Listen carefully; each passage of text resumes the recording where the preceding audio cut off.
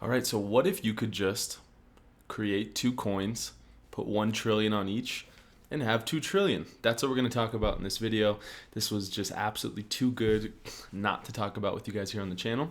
All right, so as you guys know, we're obviously in the midst and right in the middle of the coronavirus. There's so many countries and people, I mean, really just globally, in a real state of being unsure about what's what, right? People don't really know what's next. What are the actual true numbers of this whole thing? How bad is it? How long has it been around? There's so many different questions around. I'm going to make a few videos here on the channel about this, but one of the biggest things, and if you're American, and I'm sure other countries are looking at doing similar things, but in America, there's been a lot of discussion since people are out of work and they can't even go to work even if they want to, on how to help people in a very difficult time like this. So there's been obviously different discussions from the Trump administration as well as other people in Congress and in the government to say, hey, maybe we can give people $1,000, maybe we give people $1,200 a month, maybe $2,000. There's been a bunch of different proposals, and the obvious reasons why this may be necessary for people. I mean, look, I am prepared myself for a scenario like this, where whether this happens or not, I think I'll be okay.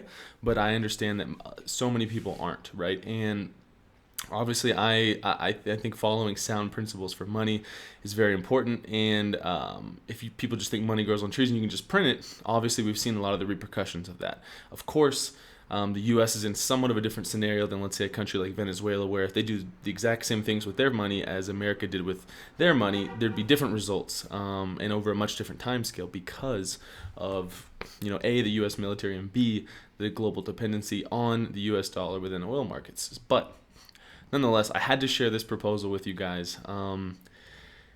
This is just historically kind of crazy, right? To even read this, it seems like this is like an eighth grader writing what they think a bill should be like. So this was Congresswoman Rashida Tlaib, wrote the Automatic Boost to Communities Act. So let's read the summary first, okay? And I'm not saying this entire thing word for word is dumb, but I think there's just key points in here that make you go, huh? Right? So in response to the coronavirus crisis, the Automatic Boost Communities Act would immediately provide a U.S. debit card preloaded with $2,000 to every person in America. Each card would be recharged with $1,000 monthly until 1 year after the end of the coronavirus. That's a really interesting part there too, until 1 year after the end of the coronavirus. So what would be considered the end? Is it when rates start to decrease? Is it the last time there's a case that happens? There's really not a lot of clarity, I think, on that within here, which is sadly a common theme that we're seeing more and more. Is, like, to be honest, as I'm spending time actually reading some of these bills that are put forward by Congress, you realize these people are just normal people throwing darts at the wall, hoping something sticks, and they're not really thinking about these things from all the different angles. And it's interesting nonetheless. There's so many things that, again, like the road to hell was paved with good intentions. So sometimes people write things that have good intentions, but they don't fully think about the consequences and or how to actually implement the thing that they want to see. So I'm not going to read this entire act to you guys, but there's a key part here about funding the program, okay? So this would be a money-financed fiscal program for which no additional U.S. debt would be issued.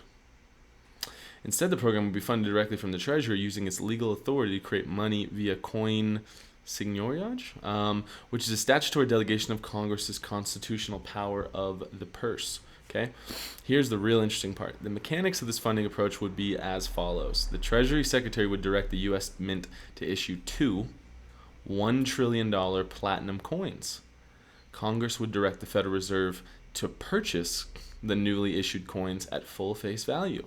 The Federal Reserve would complete the purchase by crediting the U.S. Mint account at the Fed with $2 trillion in reserves. The Fed would retain ownership of these two $1 trillion coins permanently in order to ensure its own balance sheet remains fully capitalized by the Treasury. The Treasury Secretary would sweep the newly created reserve funds from the Mint's account into the regular Treasury General's account. The Treasury would make the funds available to the Bureau of Fiscal Service, dispersed to every American in the form of a prepaid debit card. Okay, so number one, I mean, they literally said up above that no new additional U.S. debt would be issued.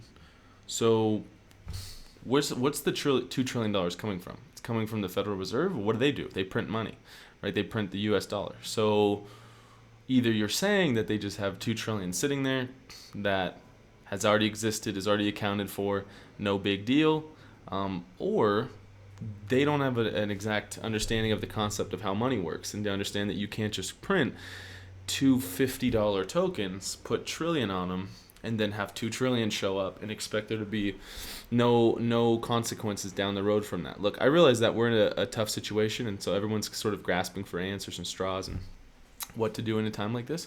But I think it's important that we still look at these things rationally. I mean, look, we're talking about many $100 billion or even $1 trillion stimulus packages to keep people afloat, businesses afloat, small business loans, and it's just unprecedented times. And obviously, this is why so many people in the crypto space are clamoring for Bitcoin and sound money that has principles to it.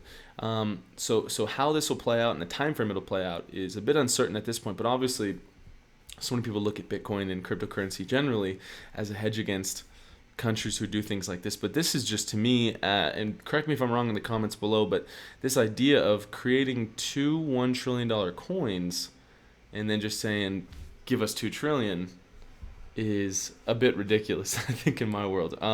Nonetheless, tell me what you guys think below. Maybe you guys have some more info on this act that I was unable to find.